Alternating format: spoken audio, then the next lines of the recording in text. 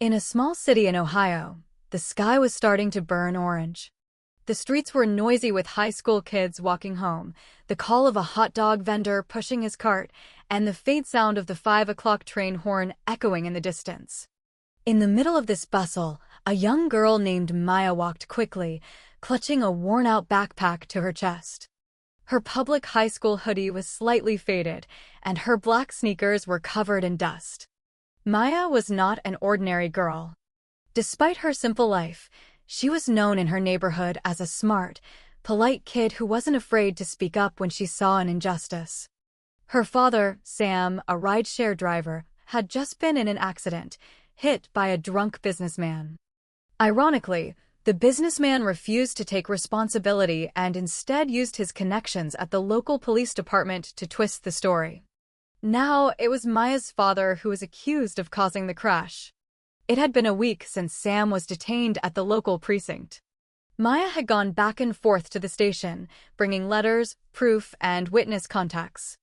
But all her efforts ended the same way, politely dismissed or completely ignored. Finally, that day, she was called in by a detective named Miller, known for his arrogance and his habit of asking for help. A little something to grease the wheels. Maya stood in front of a long wooden desk in a stuffy room. The smell of stale coffee and damp paper mixed, making her nauseous. Detective Miller. A pot-bellied man with a hard face stared at her from across the desk. "You're Sam's kid?" "Maya?" "Yes, sir. You want your dad free, right?" Maya nodded slowly. "Yeah, well, that's easy. Everything can be taken care of as long as you understand how adults handle things. Just give me $2,000. All this goes away. Your dad can be home by tomorrow." Maya froze. $2,000 might be small for some, but for a family like hers, it was an astronomical sum. She only had $50 in savings from babysitting jobs. "Sir, we don't have that kind of money," she said quietly. "Well, find it. You want to wait until your old man grows old in a cell? Don't you care?" Miller raised his voice. "Cops are human, too, kid. Everything has a cost." Maya bit her lip. Her heart was churning with anger and sadness. But in the midst of the pressure, she looked Miller straight in the eye. "If I pay you, that means I'm bribing you, sir. You know that's wrong." Detective Miller snorted. "You some kind of saint? This world doesn't run on textbooks, kid. The one with the money, he's the one who wins." Maya took a deep breath. "If that's what you believe, sir, so be it. But I'm not going to pay you $1. She stood up, nodded politely, and walked out with steady steps. Miller's voice echoed behind her. "You'll regret this. You idealistic little brat." Outside, the evening air felt cooler, but Maya's chest was still hot. She walked toward their rented apartment in a narrow alley behind the main commercial strip. When she arrived, her mother, Ruth, greeted her with swollen eyes. "How did it go, honey? What did the police say?" "They asked for money, Mom," Maya answered flatly. "How much?" $2,000. Ruth fell silent. Her hand trembled as she held a spoon. "We don't have anything left, Maya. The car's already been impounded, and the savings are gone from the hospital bills." Maya moved closer, hugging her mother gently. "It's okay, Mom. We're not paying them a cent. I'll find another way." That night, after a meager dinner, Maya sat in front of her old smartphone. She opened social media and began to write, at length, about her father's case. She included photos of Sam's injuries, the crash timeline, and the name of the officer who had demanded the bribe. She didn't write with emotion, but with facts and honesty. She uploaded the post to Facebook and TikTok, the two most popular platforms in her town. If the real world won't listen, maybe the virtual world will, she thought. The next morning, something she never expected happened. When she opened her phone, notifications flooded in. Hundreds of comments and thousands of shares. Some were angry, some were sympathetic, and some even offered legal help. One private message came from an account named The Justice Project. They wrote, "We've read your story, Maya. We are willing to help, pro bono. Please send us any documents and evidence you have." Tears streamed down Maya's face. She couldn't believe her decision to refuse the bribe and fight back was starting to show results. However, on the other side of town, the viral news also reached Detective Miller. He was furious when his name and face began circulating on social media. In his office, he slammed his phone down and yelled, "That little brat from the wrong side of the tracks thinks she can fight me? She has no idea who I am." Miller immediately called 2 of his officers and ordered them to handle the problem. "If you have to, get all those posts deleted. Don't let her make any more noise." But the social media tide couldn't be stopped. Local reporters started showing up at the precinct. They asked about the alleged extortion of a ride-share driver's family. The atmosphere at the station suddenly became tense. That afternoon, Maya received an unknown call. "Hello, is this Maya?" "Yes, it is. We're from the Internal Affairs Division. We'd like to talk to you about the report you posted online." Maya's heart pounded. She didn't know if this was good news or just another trap. But she chose to trust it. She agreed to come to the IAD headquarters the next day, accompanied by someone from the legal aid group. That night, she prayed for a long time. She realized the fight had only just begun. And even though she was still scared, she felt something new in her heart. A kind of conviction that the truth, sooner or later, would find its way. She headed to the IAD headquarters with her new lawyer from the Justice Project, a young man named Andre. He wore a gray blazer and carried a folder containing all the evidence Maya had collected, the hospital records, the photos of her father's injuries, and the audio recording of the conversation at the precinct, which she had secretly recorded on her phone. Inside the city bus they took, Maya gripped her phone tightly. Her fingers were shaking slightly. Andre looked over with a calm smile. "You've been incredibly brave, Maya. Not many people would dare to stand up to an officer like that." "I just want my dad to be free, Andre." "Nothing more," Maya replied quietly. "And that's enough." Sometimes, big changes start with a simple intention. Maya nodded slowly. She hadn't imagined this. A regular high school student, now the center of media attention. Her face was already on several local news sites with the headline, "High School Girl Fights Crooked Cop."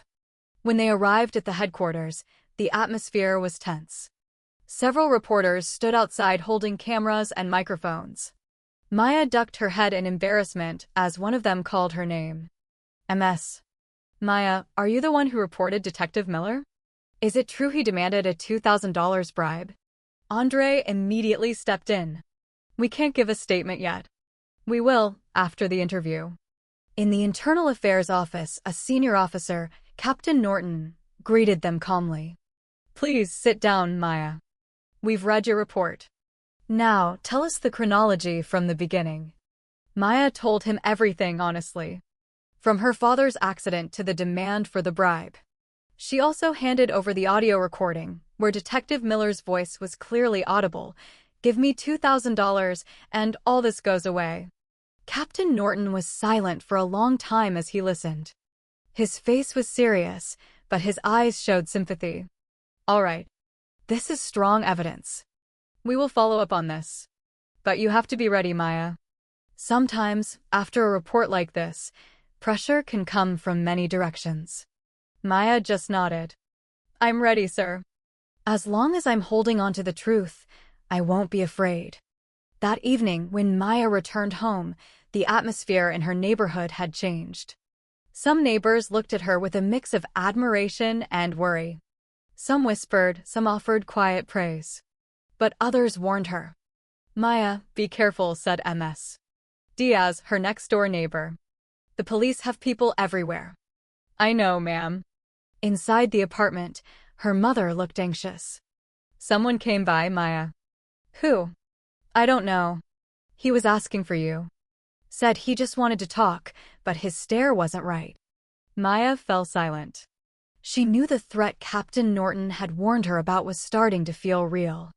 That night, she made sure all the doors were locked and the porch light stayed on. But she couldn't completely shake the fear. The next day, the story exploded. The audio recording she gave to IAD was leaked to the media. Within hours, the hashtag Justice for Maya was trending on Twitter. Many citizens began writing about their own similar experiences with extortion by law enforcement. On the other side, Detective Miller grew angrier. He felt humiliated in front of the entire city. In his office, he yelled at his colleagues, "Because of that kid, my career could be ruined. I'm not going to stay quiet." That night, two men in plain clothes were seen watching Maya's house from a distance. They stood under a streetlight, pretending to smoke. Maya saw them from the window, and her heart grew anxious. She called Andre, her voice low. "Andre, I think there's someone watching the house. Don't panic. Close the curtains. Don't go outside. I'm calling a police contact I trust." Within an hour, two IAD officers arrived and stood guard in front of the building. Maya's mother immediately hugged her daughter. "My God, Maya. Has it come to this? They're trying to scare us like this." Maya just smiled faintly. "It's okay, Mom. If we back down now, they win." 2 days later, IAD officially summoned Detective Miller for an investigation. He arrived with a cold face, trying to look calm. But reporters had already filled the courtyard. He ducked his head, refusing to speak. But the news kept churning and public opinion grew sharper. Several nonprofits began to speak out. A city councilman even asked the chief of police to intervene directly. At school, Maya's friends looked at her with awe. The school counselor called her in to offer support.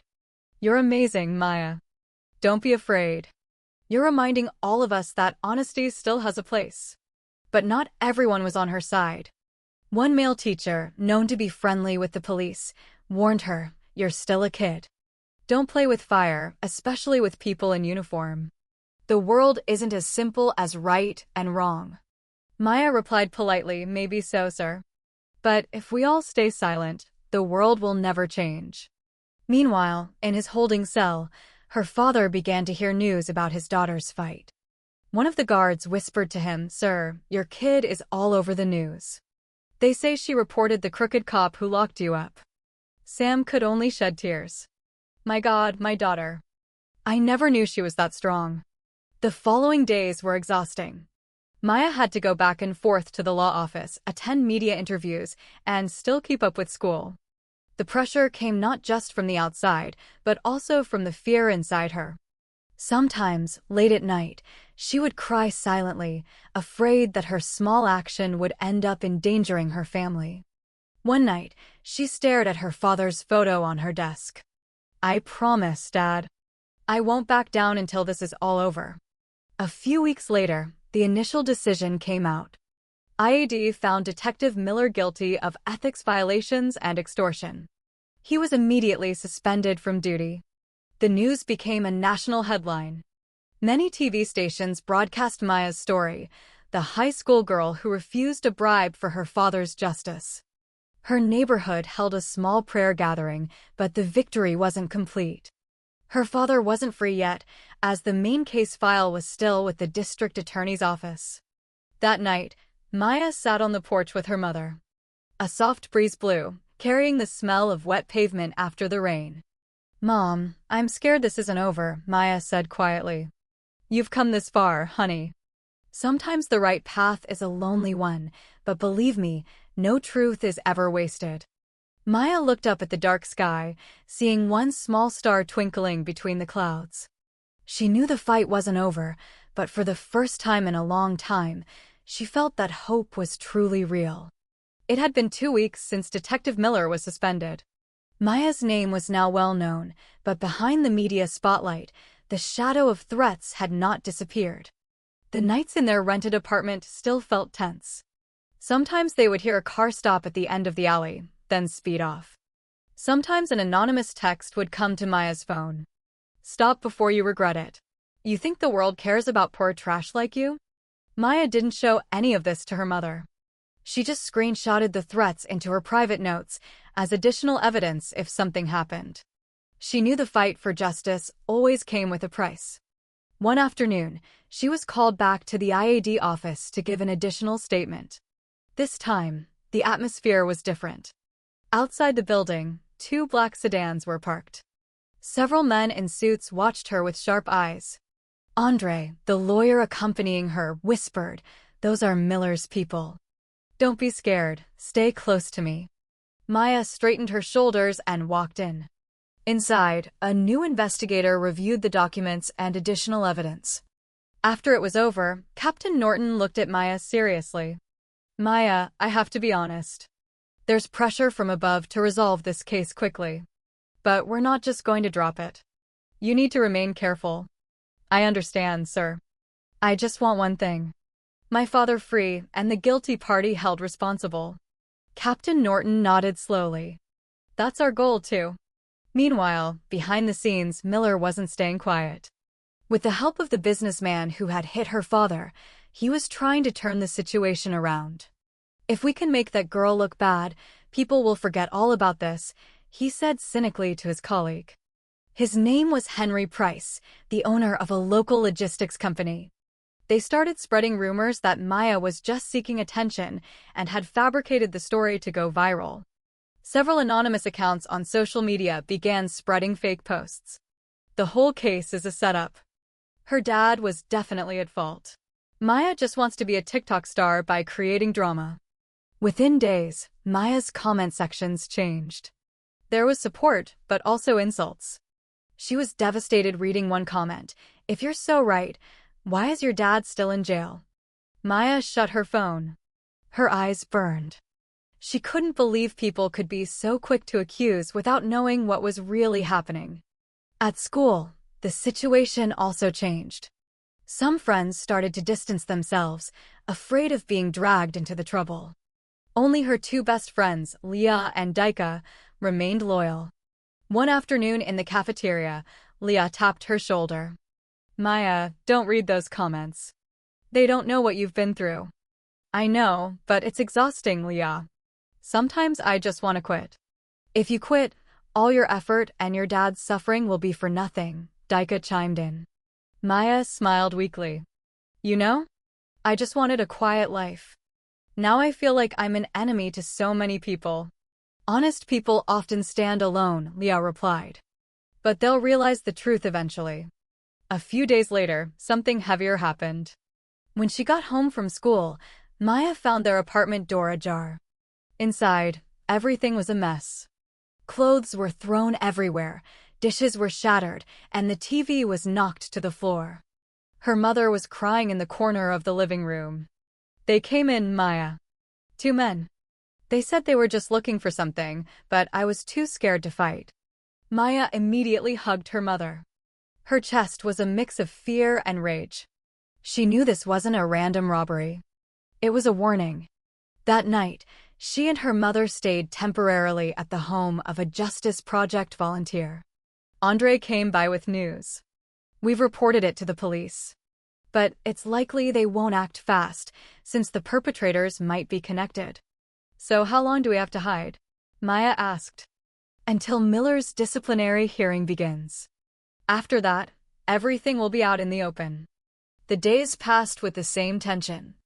Maya tried to keep going to school, though her mind often drifted. In the safe house, she often woke up in the middle of the night from nightmares. But every time the fear came, she remembered her father's face behind bars. That was enough to make her strong again. Until one afternoon, the long-awaited news arrived.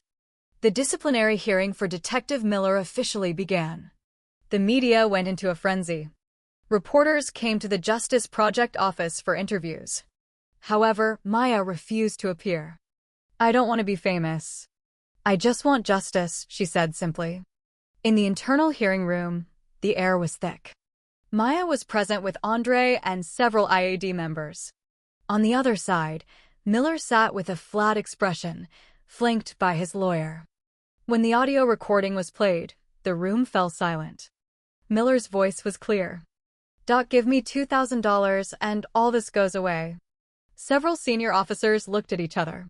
Miller just looked down, but his face was tense. After that, witnesses from the community were called one by one. All of them corroborated Maya's story. When it was Maya's turn to testify, she spoke with a calm but firm voice. "I'm not trying to ruin anyone. I just want the guilty to be punished and the innocent to be freed.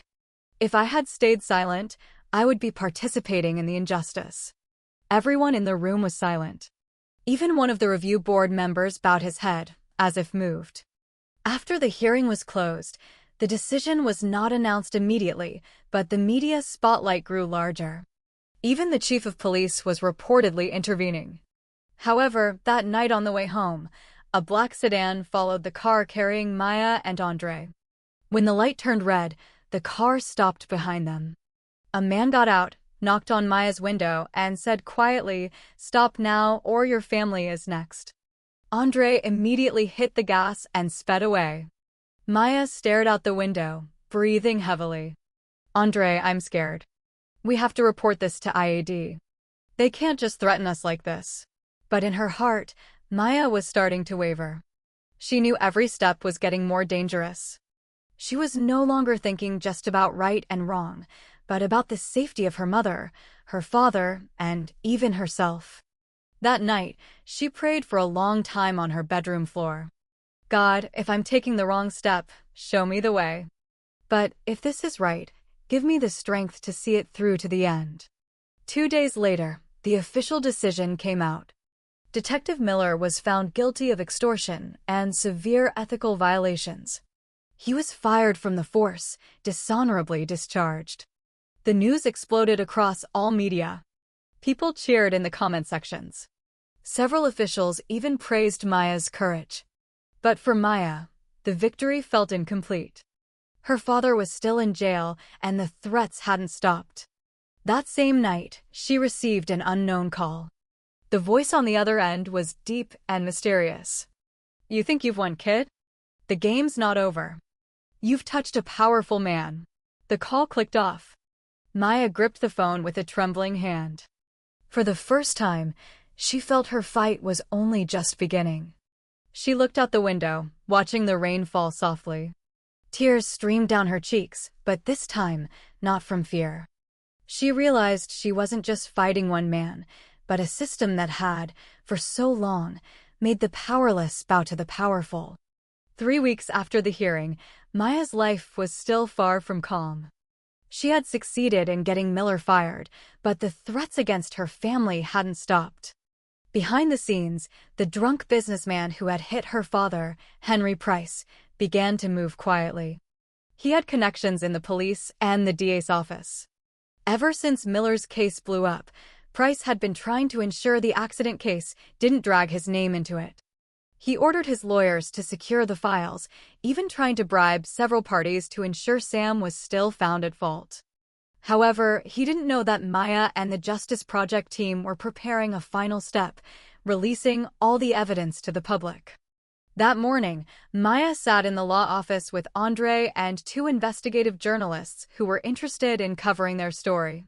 On the table were thick folders containing copies of the original accident reports, witness recordings, and photos of Price's car, which was damaged on the right side, proof that he had hit the car from the opposite direction, contradicting the initial police claim.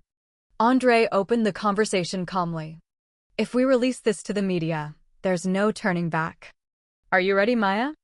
Maya nodded firmly. "I'm tired of hiding. Let everyone know the truth." That afternoon, a 15-minute video was uploaded to YouTube by a national media outlet titled Maya's Story, From a $2,000 Bribe to Corruption in the Batch. In the video, Maya calmly retold the entire chronology, accompanied by evidence and legal statements. The video went viral instantly. In 2 days, it was viewed over 5 million times. Netizens flooded the comments with support and prayers. Many were moved to share the campaign, Free Sam. But not everyone was happy. Henry Price, watching the video in his office, through the remote control at the TV. "That kid is asking for it. Get our people ready. I don't want my name in the news again." Meanwhile, at the district attorney's office, the public pressure was mounting. Several prosecutors began to question the irregularities in the case file. One young assistant district attorney, M.S. Morales, quietly retraced the collision data and found that the initial police report had been altered and witness signatures had been forged. With that evidence, she filed a recommendation for review.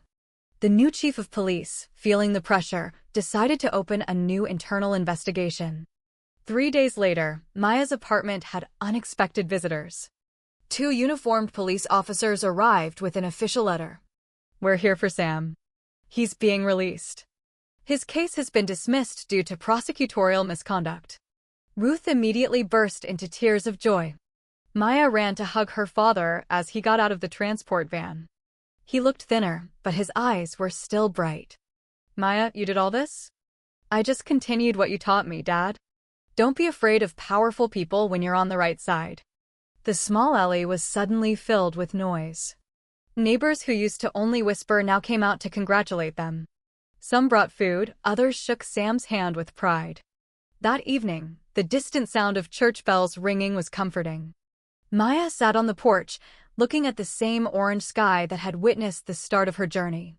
Now, that same sky brought a sense of relief. But she knew the fight wasn't completely over.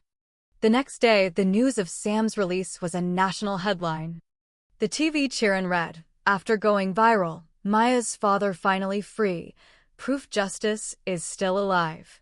Even the governor gave a brief statement at a press conference. "We must ensure that no citizen loses their right to justice because of money or position. Cases like Maya's must be a lesson for all public servants." Hearing that, Maya just smiled slightly. She didn't need awards, just the peace of knowing her struggle was not in vain. However, not long after, Maya received another threatening letter. This time, it was slipped under her door. The writing was short. "The game isn't over. Price doesn't forget." Maya showed the letter to Andre. He took a deep breath. "We know he still has people on the ground, but this time, we're not alone. There are good cops too. We'll face this." Sure enough, a week later, police arrested two of Price's men who were trying to bribe a witness. From that arrest, Henry Price's name resurfaced in the investigation. Big news shook the city again. Within 2 months, Henry Price was officially indicted as the primary suspect in the hit-and-run and for evidence tampering.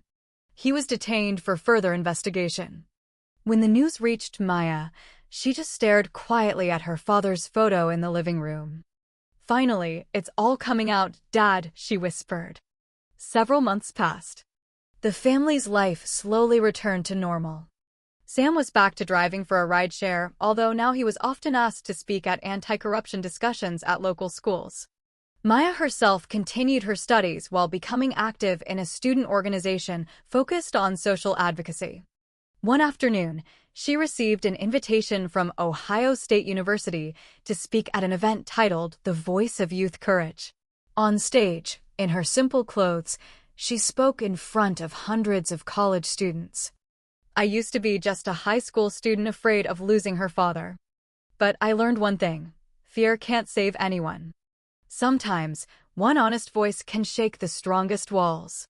The room was silent for a few seconds and then erupted in long applause. That night, after the event, Maya sat alone in a campus garden. A gentle breeze blew through her hair. Andre walked up, carrying 2 cups of hot tea. "Do you realize, Maya? Your story has inspired so many people." "I never expected it to go this far, Andre. I just wanted my dad to come home." Sometimes a small, sincere intention can change many things. Maya looked up at the night sky. The stars seemed brighter than usual. "I don't know if I can keep fighting things this big. But at least I proved that even ordinary people can have a voice." Andre smiled. "And that voice won't be extinguished." A few months later, the final news came out. Henry Price was found guilty and sentenced to 5 years in prison for causing the accident and manipulating the legal process. Maya's name appeared in the news again, but this time with a tone of respect. In her neighborhood, residents began to look at the police differently. Some corrupt officers were afraid, but others were motivated to improve their institution's image. In a small interview, a young officer said, "If all citizens were as brave as Maya, maybe this country could be more just." Maya's days were calmer now. She helped her mother run a small online store and studied hard for her final exams. She still received messages from people in different states, asking for advice or just thanking her for giving them hope. One night, while writing in her journal, she wrote a sentence that would later be widely quoted by the media. "I was threatened to keep me silent, but it was from that silence that courage was born. Because if we stop speaking, then the people who are wrong will keep thinking they are right." She closed her book, turned off the light, and lay down with a peaceful smile. Outside the window, the moon hung in the sky, bright and whole, just like her heart that night. The end. A story of refusing a bribe, a girl who shocked the system, ending with a timeless message that courage, honesty, and ordinary